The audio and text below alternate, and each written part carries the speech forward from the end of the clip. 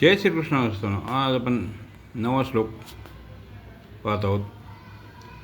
जन्मकर्म च मे दिव्यमेवं यो वेत्ती तत्त्वतः त्यक्त्वा देहं पुनर्जन्म नैति मामेति सोऽर्जुन. जन्मकर्मच मे दिव्यम. भगवान जन्ममृत्यूपासून संपूर्णपणे अतीत आणि अजन्मा आणि अविनाशी आहेत. त्यांच्या स्वरूपामध्ये अवतार साधारण मनुष्याप्रमाणे नसतो. ते कृपापूर्वक संपूर्ण जीवांचे कल्याण करण्यासाठी स्वतंत्रतेने मनुष्यादी रूपामध्ये जन्मधारण करण्याची लीला करतात. त्यांचा जन्म कर्माचा प्रवेश नसतो. ते स्वतःच्या इच्छेने शरीर धारण करतात. भगवंताचा साकार विग्रह जीवांच्या शरीराप्रमाणे हाडामासा नसतो. जीवाचे शरीर तर पापपुण्य, अनित्य, रोगग्रस्त, लौकिक, विकारी, पंच भौतिक आणि रजवीर्यापासून उत्पन्न होणारे असते. परंतु भगवंताचा विग्रह पापपुण्यापासून रहित, नित्य, अनामय, अलौकिक, विकाररहित, परमदिव्य आणि प्रकट होणारा असतो. इतर जीवापेक्षा देवतांची शरीरसुद्धा दिव्य असतात, परंतु भगवंताचे शरीर त्यांच्यापेक्षाही अत्यंत विलक्षण असते, ज्याचे देवलोकसुद्धा नेहमी दर्शन करू इच्छितात. एवच एव यो वेत्ती तत्त्वतः. अविनाशी आणि अजन्मा असून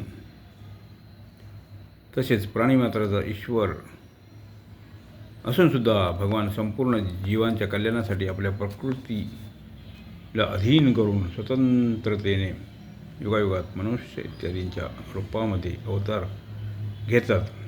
या तत्त्वाला जाणणे अर्थात दृढतापूर्वक मानणे हेच भगवंताच्या दिव्यतेला जाणणे आहे.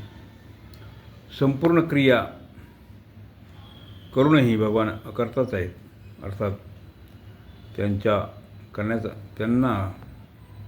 करण्याचा अभिमान नाही आणि कोणत्याही कर्माच्या फलाची त्यांची स्पृहा नाही. या तत्त्वाने जाणणे भगवंताच्या कर्माच्या दिव्यतेला जाणणे आहे. जसे भगवंताच्या जन्मामध्ये स्वाभाविकच प्राणीमात्रांचे केवळ हित आणि कर्मामध्ये निर्लिप्तता आहे, त्याप्रमाणे मनुष्याच्या ठिकाणी देखील केवळ प्राणीमात्राचे हित आणि कर्मामध्ये निर्लिप्तता येणे वास्तविक भगवंताचे जन्म आणि कर्मांना तत्त्वाने जाणणे आहे. त्यक्त्वा देहं पुनर्जन्म नैति. भगवंताला प्रौढक्यात काही करायचे नाही, काही मिळवायचे नाही, शिल्लक नाही, तरीसुद्धा ते केवळ जीवनमात्राचा उद्धार करण्यासाठी या पृथ्वीवर कृपापूर्वक अवतार घेतात आणि अनेक प्रकारच्या अलौकिक लीला करतात. लीलांना गायल्याने, ऐकल्याने, वाचल्याने आणि त्यांचे चिंतन केल्याने भगवंताशी संबंध जोडला जातो. भगवंताशी संबंध झाल्यास पुनर्जन्म होत नाही, अर्थात मनुष्य जन्म मरणरूप बंधनापासून मुक्त होतो. वास्तविक पाहता कर्म बंधनकारक नसतात. कर्मामध्ये बांधण्याची जी शक्ती आहे ती केवळ मनुष्याने स्वतः निर्माण केलेली आहे. कामनेच्या पूर्तीसाठी आसक्ती आपल्यासाठी कर्म करण्यानेच मनुष्य बांधला जातो. मग जसजशी कामनेत वृद्धी होते तसतसा तो पापामध्ये प्रवृत्त होऊ लागतो. अशा प्रकारे त्याची कर्म अत्यंत मलिन होतात, ज्यामुळे त्याला वारंवार नीच योनी आणि नरकाची प्राप्ती होते.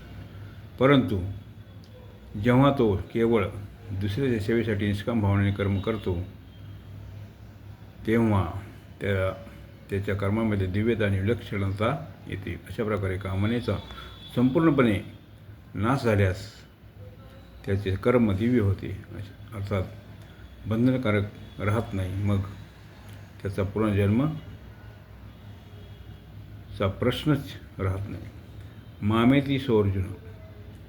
नाशवान कर्माशी आपला संबंध मानल्यानेच नित्यप्राप्त परमात्मासुद्धा अप्राप्त होतात. निष्काम भावनेने केवळ दुसऱ्याच्या हितासाठी संपूर्ण कर्म करण्याने संपूर्ण कर्माचा प्रवाह केवळ संसाराकडे होतो आणि नित्य प्राप्त परमात्म्याचा अनुभव होतो.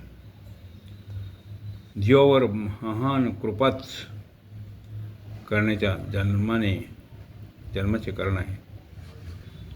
अशा प्रकारे भगवंताच्या जन्माच्या दिव्यतेला जाणल्याने मनुष्याची भगवंताविषयी भक्ती निर्माण होते. भक्तीने भगवंताची प्राप्ती होते. भगवंताच्या कर्माच्या दिव्यतेला जाणल्याने मनुष्याचे कर्मसुद्धा दिव्य होतात. अर्थात ते बंधनकार न रहता स्वतःचे आणि दुसऱ्याचे कल्याण करणारे होतात, ज्यामुळे संसाराशी संबंध विच्छेद होऊन भगवंताची प्राप्ती होते. अशा प्रकारे 9व्या अध्यायाचा अर्थ इथे संपत आहे. जय श्रीकृष्ण.